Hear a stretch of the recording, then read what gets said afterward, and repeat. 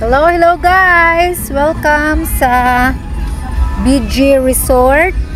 Okay, so dugay na ni siya na ano gali tawag sina? Na video. Ay, ambot nga recording ni. Okay, so nakita nyo diri, may sunset no? Kanami diri sang sunset banda. Tingala kami nga pagkaagang sunrise dira gyapon.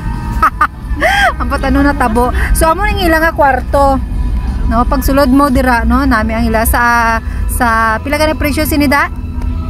2,400 to 5. Hindi ko sure no, pero sa amo na siya may twin bed na kamo.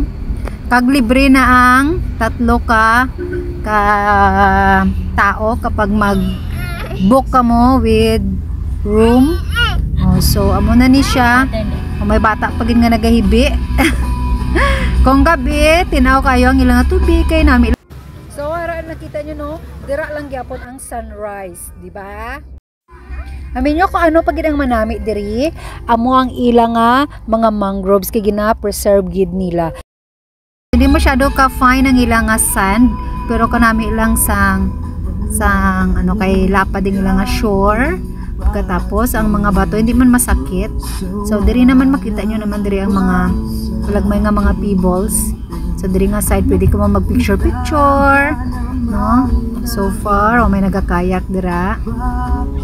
Basta namin lang diri kay ang bato nila hindi isang matalom, tapos ang ilang nga tubig hindi man sang higko, pero sa iba nga nakita ko nga batuhon tapos higko magid may mga ano nang ulod-ulod sa ilang mga bato kung naga low tide.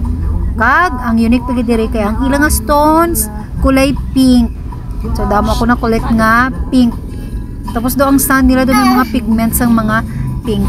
Oh. While naga-record ako may bata diri sa akong nga tapad. So dira nang nagtatapos ang akong nga video. So amang BG Beach Resort. Bye.